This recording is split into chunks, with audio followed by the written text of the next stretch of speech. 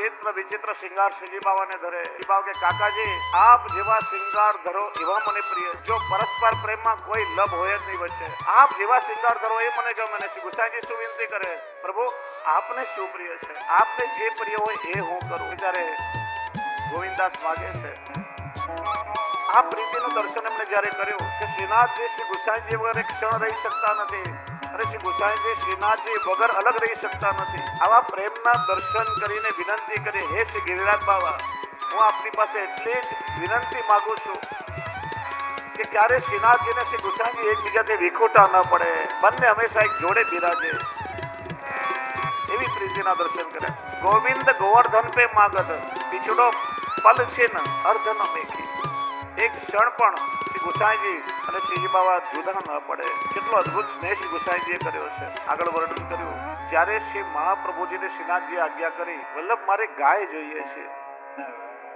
શ્રીનાથજીએ સદુ પાંડેને મુદ્રિકા આપી અને એમાંથી સુંદર ગાય આવી. બીજા અનેક વ્રજવાસીઓએ ગાય ભેટમાં આપી. ત્યારથી બધા વ્રજવાસીઓ નિયમ કર્યો, કોઈ પણ વ્રજવાસીને ત્યાં જ્યારે ગાય વિહાય ત્યારે સૌથી પહેલી વાછડી આવીને શ્રીનાથજીને ભેટ ધરે. એમ કરતા કરતા અસંખ્ય ગાયો શ્રીનાથજીને ભેટમાં આવી. વિક્રમ સંવત 1597 સુધીમાં લગભગ 2000 ગાયો શ્રીનાથજીની કિરકમાં થઈ ગઈ. ગુલાલકુંડના રસ્તે વિશાળ જગ્યામાં ખીરક બનાવી, ગૌશાળા બનાવી. હવે ગાયોની દેખભાળ માટે ગોવાળની પણ જરૂર પડે.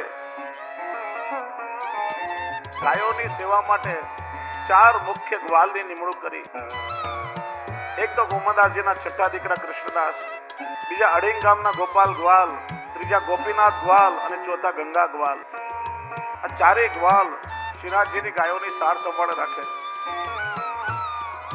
અને આ 4 ગ્વાલ શ્રી ગુસાઈજીના કૃપા પાત્ર હતા અને શ્રીનાથજીના પ્રિય સખા હતા. આ 4 ગ્વાલો જ્યારે શ્રીનાથજીની ગાય ચરાવવા જાય તો શ્રીનાથજી પણ સાથે ખેલવા માટે પધાર્યા. એક દિવસ શ્રીનાથજી વનમાં ખેલવા માટે પધાર્યા. ગાયો દૂર દૂર ચરી રહી હતી. 4 ગ્વાલ બેઠા અને વચ્ચે શ્રીજી બાવા બિરાજ્યા. ત્યારે હાસ્ય વિનોદમાં ગોપીનાથ દાસ ગ્વાલે કહ્યું, વિનંતી કરી, અરે લાલા તારા ઠાઠમાઠ તો બહુ વધી ગયા છે. શ્રી ગુસાઈજી તો તને બહુ લાડ લડાવે છે. પેલા તો વ્રજવાસીઓના દૂધ દહીં માખણ રોગવા પધારતો, પણ શ્રી ગુસાઈજી તો તને ભાત ભાતના મેવા મિષ્ટાન મોહનથાળ લાડુ વગેરે રોગ આવે છે. વાત તો સાચી છે, ગુસાઈજી મને બહુ લાડ લડાવે છે. કે લાલા તું એકલો લાડુ અરોગે, તારા સખાઓને લાડુ નહીં અરોગાવે, અમે પણ તારા સખા છીએ ને. શ્રીનાથજી કે ઠીક છે, કાલે તમારા માટે લાડુ લઈને આવીશ. બીજા દિવસે જ્યારે ગોપી વલ્લભ ભોગ આવ્યા ત્યારે પોતાની સામગ્રીમાંથી 8 લાડુ લઈ અને શ્રીજી બાવાએ પોતાની પાસે ચૂપચાપ સંતાડી દીધા. એ રાજભોગ પછી અનોસરમાં આપ 8 લાડુ લઈને ગૌશાળામાં પધાર્યા. આજ્ઞા કરી, આવો ગ્વાલ, કાલે તમે કહ્યું હતું ને કે હું એકલો લડવા ખાઉં છું, આજે તમારા માટે પણ લડવા લઈને આવ્યો છું. બધા બેસી જાઓ. શ્રીનાથજીએ બધાને એક લાડુ આપ્યો. ગોવાળિયા કહેવા લાગ્યા, અરે દેવ દમન તો બહુ કૃપાળુ છે, તું તો તારા સખાઓનું બહુ ધ્યાન રાખે છે, ભક્તેચ્છા પૂરક છે. બધા કહેવા લાગ્યા, લડ્ડુ ગોપાલ કી જય, લડ્ડુ ગોપાલ કી જય. શ્રીનાથજી ગોપીનાથ દાસ ગ્વાલને 2 લાડવા આપ્યા. તું અટ્ટોકટ્ટો છે, પહેલવાન જેવો છે, એટલે તું 2 લાડવા ખા. પણ એક પ્રસાદી લાડુ ખાઈને ગોપીનાથ દાસ ગ્વાલ ધરાઈ ગયા અને બીજો લાડુ એમની પછડીમાં બાંધ્યો. ગોપી વલ્લભ ભોગ સર્યા કે ભીતરિયાઓમાં ચર્ચા થઈ કે પ્રસાદી ભંડારમાં 8 લાડુ ખૂટ્યા છે, કોઈ લાડવા ચોર્યા છે. ફરિયાદ ગઈ શ્રી ગુસાઈજી પાસે.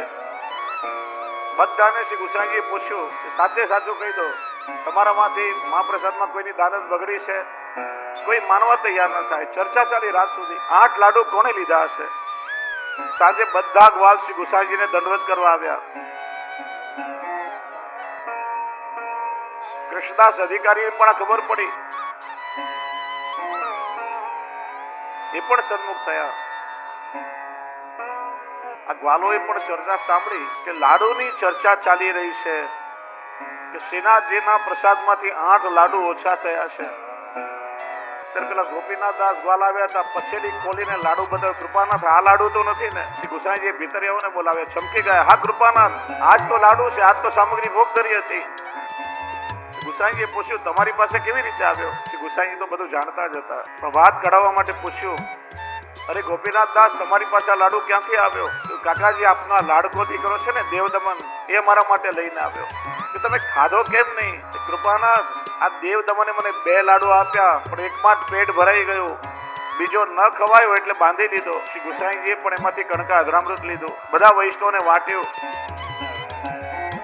ત્યારે કૃષ્ણદાસ અધિકારીજીને બોલાવી, સેવકોને બોલાવી નેગ નક્કી કરી દીધો. ના 4 ગ્વાલ માટે શ્રી ગુસાઈજી પછી કાયમ લાડુનો નેગ બાંધી આપ્યો. જેમ શ્રીનાથજીના સુખ માટે ગૌશાળાઓ વસાવી, એમ અનેક સેવકોએ પોતપોતાની જમીનો પણ શ્રીનાથજીને ભેટ ધરી. શ્રીનાથજી માટે સુંદર ખેતરો પણ વસાવ્યા. ચોખાના ખેતરની રખેવાળી 2 છોકરાઓને સોંપી હતી. બપોરે એક ઘરે ભોજન કરવા જાય તો બીજો રખોપું કરે, પેલા આવે પછી બીજો ઘરે ભોજન કરવા જાય.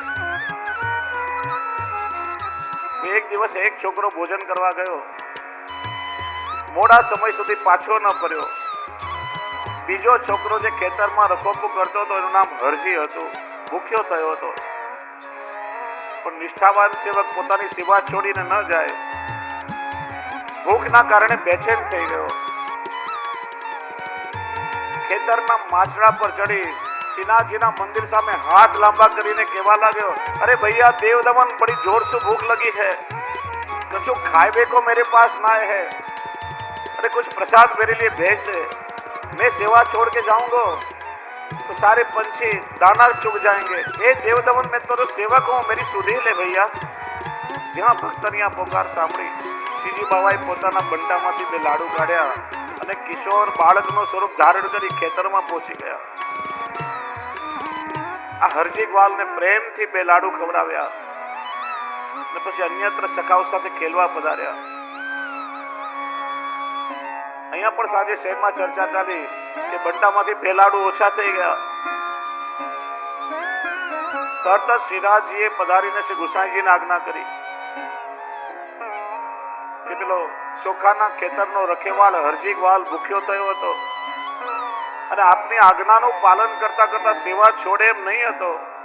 એને ભૂખ લાગી એટલે મારા બંટામાંથી મેં જાતે 2 લાડુ જઈને એને આપ્યા. આપ એને ખીચશો નહીં. કાકાજી અમને પણ ના વળતા. શ્રી ગુસાઈજીએ સ્નેહથી પ્રભુના કપોલ પર પોતાનો હસ્ત ફેરવ્યો. સેવકને મોકલી હરજી ગ્વાલને બોલાવ્યો. સ્વસ્થ શ્રીનાથજીનો પ્રસાદ હરજી ગ્વાલને આપ્યો અને ગાયોના વિશેષ ગ્વાલ તરીકેની નિયુક્તિ કરી. નિષ્ઠાપૂર્વકની સેવાથી એને અલૌકિક ફળની પ્રાપ્તિ થઈ.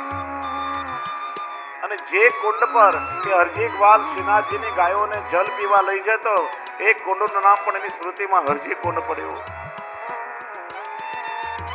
એક દિવસ ઉત્થાપન પછી મંદિરમાં ચોકમાં સેવકોએ દહીં ભાત વાળો શ્રીનાથજીનો ચાંદીનો વાટકો પડેલો જોયો. આશ્ચર્ય થયું. જલગરિયાને બોલાવ્યો. આ ચાંદીનો વાટકો અહીંયા ક્યાંથી આવ્યો? જલગરિયા કે કૃપાનાથ, આ વાટકો તો બરાબર માંજીને મેં રાખ્યો હતો, ખબર નહીં અહીંયા ચોકમાં કેવી રીતે આવ્યો. વાત શ્રી ગુસાઈજી પાસે પહોંચી. શ્રી ગુસાઈજીએ વાટકો મંગાવ્યો તો 1 કટોરામાં શ્રીજી બાવાના ઉંગલીના સુંદર ચિહ્ન દેખાયા. શ્રી ગુસાઈજી પધાર્યા, વિનંતી કરી, બાવા આજે કોના પર કૃપા કરી? શ્રીનાથજી કે પેલી લચ્છો ગુજરી ઉપર આ ઉનાળાના તાપમાં એ દહીં ભાત લઈને નીકળી હતી, એટલે અમારી કટોરી લઈને મેં એની પાસે ગયા અને એના દહીં ભાત માગીને અમે રોગ્યા. ત્યારથી શ્રી ગુસાઈજીએ રામદાસ મુખિયાજીને બોલાવીને આજ્ઞા કરી કે આ ઉષ્ણકાળમાં પ્રભુને બહુ પરિશ્રમ થાય છે, તો ઉષ્ણકાળમાં નિત્ય શ્રીજી બાવાને દહીં ભાતનો તમે ભોગ ધરજો. આ રીતે લચ્છો ગુજરી પર કૃપા કરી અને પ્રભુના સુખાર્થ ઉષ્ણકાળમાં શ્રી ગુસાઈજીએ દહીં ભાતનો ક્રમ કર્યો છે. એ રીતે અનેક જીવ પર શ્રીજી બાવા અનેક લીલાના માધ્યમથી કૃપા કરી રહ્યા છે. આગળ લીલાનું શ્રવણ કરતા પહેલા શ્રી અનુગ્રહ કુમારજી પધાર્યા છે. એમને પણ અંદરથી બહુ ઉત્કંઠા થઈ રહી છે. હું પણ કઈ પ્રસંગની ચર્ચા કરું. મારે પણ શ્રીનાથજીની લીલાના કઈ ગુણગાન ગાવા છે. હવે એમના વચનામૃતનું આપણે શ્રવણ કરીશું. બોલીએ શ્રી વલ્લભારી.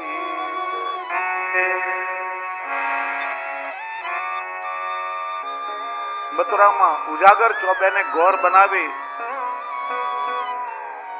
નિયમ લઈ વિધિસર પોતાની માતા અક્કાજીની સાથે પ્રથમ વ્રજયાત્રાનો પ્રારંભ કર્યો છે. જે સ્થાનમાં પ્રભુએ જે લીલાઓ કરી હતી એ લીલાની બધી ઘોષણા શ્રી ગોસાઈજીએ કરી. પોતાના જીવોને લીલાનો અનુભવ કરાવ્યો કે જો અહીંયા ઠાકોરજી આ લીલા કરી, આ સ્થાન આ લીલાનું સ્થાન છે. આ બધા જ લીલાના સ્થળો શ્રી મહાપ્રભુજી શ્રી ગોસાઈજીએ પ્રગટ કર્યા છે. શ્રી ગોસાઈજીએ વિચાર કર્યો કે જે લીલાઓનો અનુભવ મેં બ્રજમાં કર્યો તે લીલાઓનો પ્રભુના સુખ માટે એ લીલાઓને હું મનોરથના રૂપમાં પ્રગટાવીશ. આપણે પુષ્ટિ માર્ગમાં ઠાકોરજીના મનોરથ કહીએ છીએ, કેવલ સજાવટ નથી કહેતા. નંદાલય અને નિકુંજમાં જે લીલાઓમાં પ્રભુને સુખ મળ્યું છે એ લીલાઓનું અનુસંધાનાત્મક દર્શન એટલે મનોરથ. આગળ પણ ચર્ચા થઈ કે જે લીલામાં ઠાકોરજીને પરિશ્રમ થયો એ ભાવના મનોરથ ક્યારે પણ ના કરવા. જે લીલામાં પ્રભુને સુખ થયું છે એ લીલાના મનોરથ થાય અને શ્રમ નિવારણ માટે ભાવની સામગ્રી પણ ઠાકોરજીને રોગાવવામાં આવે. કેમકે નિત્ય લીલામાં તો અનેક વ્રજ ભક્તો આ મનોરથો સિદ્ધ કરતા હોય છે. મનોરથ એટલે લીલાનું પ્રગટીકરણ અને એ મનોરથોના દર્શન આપણે કરીએ. જો આપણે સુંદર ભાવથી સજાવટ કરીએ ત્યાં સુધી સજાવટ છે, જેવા ઠાકોરજીમાં પધારે ત્યારે સજાવટ મનોરથ બની જાય છે. એક લીલા સામગ્રી એમાંથી પ્રગટ થાય છે અને પ્રભુને સુખ આપે છે. આ પ્રભુની સેવામાં વિનિયોગ થતો તમામ સાહિત્ય લીલાત્મક છે, ભાવાત્મક છે અને સ્વરૂપાત્મક છે. લૌકિક ભાવના રાખવા અનેક પ્રસંગો છે. કિન્નોરમાં શ્રી ગોપેશ્વરજી પોતાના પરિવાર સાથે શ્રી વિઠ્ઠલનાથજીને પલના ઝુલાવી રહ્યા હતા. કીર્તનકારો કીર્તન ગાઈ રહ્યા હતા. રત્ન જટિત સોના કો પલના, અને પલનું કાષ્ટ નું હતું. મનમાં તાપ થયો, સુવર્ણના પલનામાં મારા પ્રભુ ક્યારે ઝૂલશે? શ્રી હરિરાયજીને વિનંતી કરી, કહ્યું બાવા ચિંતા ન કરો, તમારો મનોરથ પ્રભુ પૂરો કરશે. સમય જતા વાર ન લાગે. બીજું વર્ષ આવ્યું, એ જ જન્માષ્ટમી, એ જ નંદ મહોત્સવનો ઉત્સવ અને એ જ કાષ્ટના પલ્લામાં શ્રી વિઠ્ઠલનાથજી ઝૂલી રહ્યા છે. એક વર્ષ થયો, પોતાનો મનોરથ પૂરો ન થયો, નેત્રમાંથી અશ્રુ ગયા. ત્યારે શ્રી હરિરાયજી આજ્ઞા કરી, બાવા પ્રભુના કોઈ પણ સાહિત્યમાં લૌકિક ભાવ ન રાખવો. દર્શન કરો તો આપણે નેત્ર ખોલ્યા તો રત્ન જટિત મણિમય પલ્લામાં પ્રભુ ઝૂલી રહ્યા છે અને પોતે પરિવાર સાથે ઝૂલાવી રહ્યા છે. મથુરા ઘરનો પ્રસંગ છે. ઠાકોરજીના ખિલોનામાં શુક, મયુર, હંસ જે પણ ખિલોના એ બધા જ લીલાત્મક ભાવાત્મક છે અને બધા સ્વરૂપાત્મક છે. એક શુકનો ચરણ ખંડિત થયો અને મુખિયાજીએ મહારાજશ્રીને વિનંતી કૃપાના ત્યાં કોઈ ચરણ ખંડિત હોઈ ગયો હોય. મહારાજશ્રી કઈ ન બોલ્યા. 2-3 વાર મુખિયાજી વિનંતી કરી, પછી 2-3 દિવસ પછી મહારાજશ્રી સેવામાં પધાર્યા અને શુકને હાથમાં લઈને વિનંતી કરી કે ભૂતલ પર આપકી સેવા કો સમય સમાપ્ત ભયો. આમ ઉડાડ્યો અને એ ચાંદીનો શુક ઉડતા ઉડતા સીધો નિત્ય લીલામાં પધાર્યો છે. આ બધી ભાવાત્મક લીલા સામગ્રી એ પ્રભુના સુખનો વિચાર કરે છે. અહીંયા પણ અનુભવ થયો. જન્માષ્ટમીના રાત્રે પંચામૃત થયા પછી ઠાકોરજીને મહાભોગ આવે અને મહાભોગ સર્યા પછી વીર્ય રોગ આવી અને પલનામાં ઠાકોરજીને અનુસર થાય અને પછી બાળકો યશોદાજીના શૃંગાર કરે. યશોદાજી, નંદરાયજી, ગોપીગવાલના શૃંગાર થાય પછી મેં બાળકો પધરાવીને લાવે, ઘંટાનાદ થાય અને સીધા પછી નંદ મહોત્સવના દર્શન ખુલે. દાદાજી અમે બધા પરિવાર પલનામાં અનુસર કરાવીને ઉપર ગયા અને વર્ષે યશોદાજીના શૃંગાર ધરવાનું સૌભાગ્ય મને મળ્યું. જ્યારે દાદાજીને બધા પરિવાર સાથે પધરાવીને આવ્યા, ટેરો ખોલ્યો તો પલનાની એક સાંકળ તૂટી ગઈ હતી અને નીચે ખિલોનામાં જે ઘોડો સાજેલો હતો એ પલનાનો પાયો ઘોડાની પીઠ પર એવી ટકીને એવી રીતના રહ્યો કે ઠાકોરજીને જરાય પરિશ્રમ ન થયો. નહીં તો પલનું જ્યારે ટેડું વાંકું થાય તો ઠાકોરજીને પરિશ્રમ થાય. એ સમયે તાત્કાલિક બીજી સાંકળ સિદ્ધ કરી અને પછી પલના ખોલ્યા. હવે જો આ લીલાત્મક સામગ્રી છે. પ્રભુને પરિશ્રમ ન થાય એટલા માટે સમગ્ર પલનાનો ભાગ પોતાની પીઠ ઉપર ઝીલી દીધો. પ્રભુને પરિશ્રમ ન થવા દે. એટલા માટે સેવામાં ક્યારે પણ કોઈ પણ સાહિત્ય સામગ્રી કોઈ પણ વસ્તુમાં લૌકિક ભાવ ન રાખવો. પ્રભુ જ્યારે પધારે ત્યારે સજાવટ એ સ્વતઃ મનોરથ બની જાય છે અને આ મનોરથના દર્શન કરીએ ત્યારે લીલાનું અનુસંધાન થાય કે આ લીલાના દર્શન તો નિત્ય લીલામાં મને થયા છે. અને ભૂતલ પર તમે જુઓ, એક સરખી બધાની રુચિ ન હોય.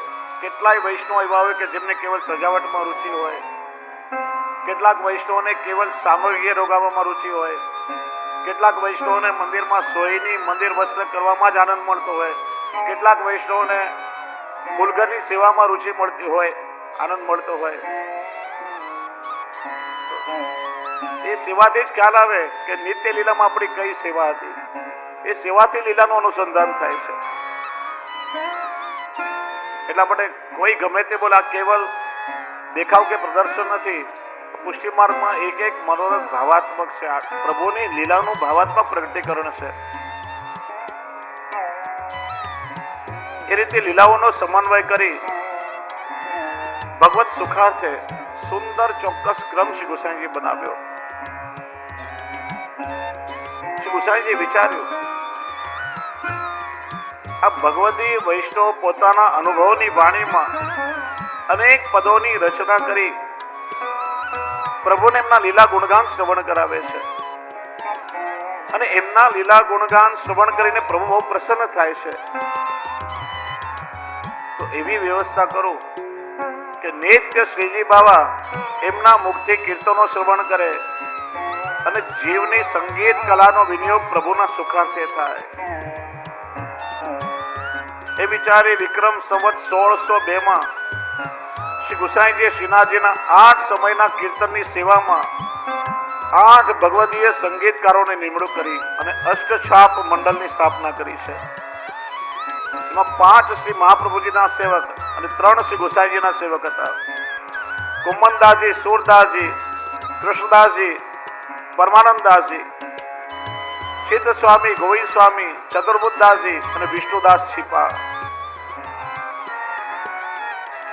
વિષ્ણુદાસ છીપા શ્રી મહાપ્રભુજીના સેવક હતા. એમની ઉત્તરાવસ્થામાં પોતાનું વતન આગ્રા છોડી શ્રી ગુસાઈજી પાસે આવ્યા અને ચોકીદારીની સેવામાં રહ્યા. આ વિષ્ણુદાસ છીપાને સ્વમાર્ગના સિદ્ધાંતો અને કીર્તનોનું સારું જ્ઞાન હતું. જ્યારે શ્રીનાથજીનું મંદિર સિદ્ધ થયું અને ગોપાલપુર ગામ વસ્યું, શ્રી ગુસાઈજી એમને દ્વારપાલની સેવા સોંપી અને પછી અષ્ટછાપમાં નિયુક્તિ થઈ. 1602 અષ્ટછાપ મંડળની સ્થાપના થઈ. નંદદાસજી તો 1607 શરણમાં આવ્યા છે. વિષ્ણુદાસ છીપાના દેહ ત્યાગ પછી નંદદાસજીને કાવ્ય સંગીતની યોગ્યતા જોઈ શ્રી ગુસાઈજી એમને અષ્ટછાપ મંડળમાં સ્થાપિત કર્યા છે. અને એની સાબિતી ભાવના વાળા દ્વારકેશી કૃત એક પદમાં પ્રાપ્ત થાય છે. સૂરદાસ સો તો કૃષ્ણ તોગ પરમાનંદ જાનો, કૃષ્ણદાસ સો ઋષભ છીત સ્વામી સુબલ બખાનો, અર્જુન કુમનદાસ, ચતુર્બુદ્ધદાસ વિશાલા, વિષ્ણુદાસ સો ભોજ સ્વામી और गोविंद श्रीदामा. ઠાકોરની ઈચ્છા કઈ જુદી હતી. ઠાકોર જેવી પ્રેરણા કરી મારે ફરે જ નહીં, મારે શ્રીજી બાબાના ચરિત્રના લીલા ગુણગાન શ્રવણ કરવા કે જેમાં શ્રી મહાપ્રભુ સાથે બાળકો અષ્ટસખા બધાનું ચરિત્ર આવે એ મારી લીલાનું ફરીથી મારે વિચાર્યું કઈ વાંધો નહીં, પ્રભુની ઈચ્છા છે તો આ વર્ષે આપણે સીધાજી ચરિત્ર રાખીએ, આવતા વર્ષે સખાનું ગુણગાન. કેમ કે 1 વર્ષ પહેલા લગભગ નક્કી કરી 4-5 વિષયો મનમાં હતા. વિનંતી કરી કે પ્રભુ આપને શું શ્રવણ કરવું છે. ઠાકોરની સામે 4-5 વિષયો મૂકીને ચિઠ્ઠી કાઢી તેમાંથી નીકળ્યો કે આવતા વર્ષે ઠાકોરજીને વલ્લભ સાખી. પાછો વિચાર કર્યો કે પ્રભુની ઈચ્છા છે કેમ કે શ્રીનાથજી ચરિત્રમાં અષ્ટસખાનું ચરિત્ર આવે, ઠાકોરજી પ્રેરણા કરી જતા તો આવતા વર્ષે ફરીથી આપણે વલ્લભ સાખીનું શ્રવણ કરી રીતે અષ્ટછાપ મંડળની નિયુક્તિ થઈ. ત્યાર પછી વિક્રમ સંવત 1603 ગુસાઈજી ગુજરાત પધાર્યા, દ્વારકાની યાત્રા કરી. 1605 ભાદરવા સુદ 13ના દિને ગુસાઈજીને ત્યાં તૃતીય કુમાર શ્રી બાલકૃષ્ણલાલજીનું પ્રાગટ્ય આ ગોકુલ પધાર્યા. નવું મંદિર સિદ્ધ કરાવ્યું જેનો પાયો યાદવેન્દ્ર દાસ કુંભારે એક જ રાતમાં ખોદ્યો હતો. હવે અષ્ટછાપ મંડળમાં વિષ્ણુદાસ છીપાનું સ્થાન ખાલી થવાની તૈયારીમાં હતું અને એ પૂરું કરવા માટે શ્રીનાથજી એક અટપટી લીલા શ્રીનંદ ગામમાં ક્ષત્રિયનો પરિવાર રહે છે. ગુસાઈજીના અનન્ય સેવક એમના ઘર આગળથી 17 વર્ષનો યુવાન પસાર થઈ રહ્યો અને ક્ષત્રિય પરિવારના દીકરાની વહુ સ્નાન કરી બારીમાં પોતાના વાળ સૂકવી રહી. એ યુવકની દ્રષ્ટિ એ સ્ત્રી પર પડી આસક્ત થઈ ગયો. દરરોજ એના ઘરની સામે આવીને ઉભો રહે. જ્યાં સુધી ક્ષત્રાણીનું મુખ ન જોયે ત્યાં સુધી જાય નહીં. ઘરના બધા જ ભગવતી હતા. પ્રેમથી આ યુવકને સમજાવ્યો. પેલો કામાસક્ત યુવક સમજે જ નહીં. ગામમાં ચર્ચા થવા લાગી. આબરૂ જોખમમાં મુકાઈ. પરિવારે વિચાર આનો નિવેડો તો શ્રી ગુસાઈજી સ્વયં લાવશે. એક દિવસ પહેલો સવારે બેઠો ઊંઘી રહ્યો હતો અને ચૂપચાપ ઘરને તાળા મારી પરિવાર ત્યાંથી નીકળી આંખો ખોલી જોયો ઘરના બારી બારણા બંધ. ઘરમાં તાળું લાગેલું હતું. કોઈને પૂછ્યું પરિવાર બધો ક્યાં ગયો? તાળા કેમ? હમણાં જ પરિવારને યમુનાજી તરફ જતા પરિવાર નાવમાં એક જણના બેસવાની જગ્યા હતી. ત્યારે ક્ષત્રિય પરિવારે પેલા નાવવાળાને કહ્યું કે ભાઈ એક જણના વધારાની કિંમત અમે ચૂકવી દઈશું પણ નાવ આગળ ચલાવો. જ્યાં પેલો દોડતો આવ્યો અને જતી નાવને જોતો રહ્યો. બીજી નાવમાં બેઠો. ક્ષત્રિય પરિવાર આવીને શ્રી ગુસાઈજીને દંડવત કર્યા. ગુસાઈજી આશીર્વાદ આપ્યા અને મહાપ્રસાદની પાતળ બધાની કરાવી. પરિવારમાં જેટલા સભ્ય હતા એનાથી એક પાતળ વધારે હતી. પરિવાર વાળા વિચારે કે આ પાતળ કોની હશે? એમણે શ્રી ગુસાઈજીને પૂછેલી કૃપાનાથ આ એક વધારાની પાતળ કોની ધરી છે? ગુસાઈજીએ કહ્યું કેમ તમે એક જણનું વધારાનું ભાડું નાવવાળાને નથી ચૂકવ્યું? એની પાતળ મારે ધરવી પડે ને. પેલો બિચારો અહીંયા સુધી હેરાનથી આવી રહ્યો છે એને મૂકીને તમે પ્રસાદ લેશો? એક શુભ કાર્ય મંડાયું છે મારે પૂરું તો કરવું પડે ને. પેલો યુવક જતી નાવને જોઈ ત્યાં યમુનાજીના તટ પર જ મૂર્છિત અવસ્થામાં પડ્યો ને યમુનાજીની એક લહેર આવી જેને સ્પર્શ થયો. લૌકિક આસક્તિ છૂટી. શ્રી ગુસાઈજીએ નાવમાં એક સેવકને મોકલી અને બોલાવ્યો અને સેવકે યુવકને લઈને આવ્યો. શ્રી ગુસાઈજી આજ્ઞા કરી આવો નંદદાસ અમે તમારી પ્રતીક્ષા કરી રહ્યા. જ્યાં શ્રી ગુસાઈજીના દર્શન કર્યા બધે જ લૌકિક કામાશક્તિ પડીને ભસ્મ થઈ ગઈ. ગુસાઈજીએ મહાપ્રસાદ લેવા બેસાડ્યા. જ્યાં મહાપ્રસાદનો પેલો કોળિયો લીધો એવા લીલા રસમાં નિમગ્ન થઈ ગયા. એમ પાતળ પર બેસી રહ્યા. ભીતરિયાઓ આવીને સૂચના આપી કૃપાનાથ પેલો યુવક એમ બેસી રહ્યો છે. પાતળની સામે જોયા કરે છે. નથી ખાતો નથી પીતો. ગુસાઈજી આજ્ઞા કરી કોઈ એને બોલાવશો નહીં. એની મેળે ઉઠશે. આખી રાત નંદદાસ પાતળ પર બેસી રહ્યા. બીજા દિવસે શ્રી ગુસાઈજી ત્યાં પધાર્યા. મસ્તક પર પોતાનો હાથ પધરાવ્યો. આજ્ઞા કરી ઉઠો નંદદાસ દર્શનનો સમય થયો. શ્રી ગુસાઈજીને દંડવત કરી વિનંતી કરી કૃપાનાથ જ્યારથી સમજતો થયો ત્યારથી લૌકિક વિષયોમાં ફસાયેલો રહ્યો. મારા કારણે મેં ઘણાને દુઃખી કર્યા. આજે આપે કૃપા કરી દર્શન આપ્યા. લૌકિક જંજાળમાંથી મને છોડાવ્યો. હવે આપ કૃપા કરી શરણમાં લો તો સારું. ગુસાઈજીએ એમને બ્રહ્મ સંબંધ કરાવ્યો. ત્યારે પદ ગાયું જયતિ રૂકમણીનાથ પદ્માવતી પ્રાણપતિ વિપ્રકુલ આનંદકારી પ્રાત સમય શ્રી વલ્લભ સુત કો ઉદતી રસના લીજે નામ. આ પદનું ગાન કર્યું. શ્રી ગુસાઈજી નંદાજીને લઈને ગોપાલપુર પધાર્યા. શ્રીનાથજીના દર્શન કરાવ્યા અને એ સ્વરૂપમાં એવા નિમગ્ન થઈ ગયા. અનેક પદોનું ગાન શ્રીનાથજીની સંતૂરદાસજી કુમનદાસજી આ બધા મહાન ભગવદીઓનો સત્સંગ કરવાથી વિક્રમ સંવત 1607 વિષ્ણુદાસ સિપ્પાના સ્થાન પર નંદદાસજીની નિયુક્તિ અષ્ટછાપ મંડળમાં. બોલીએ શ્રી વલ્લભાદ સાથે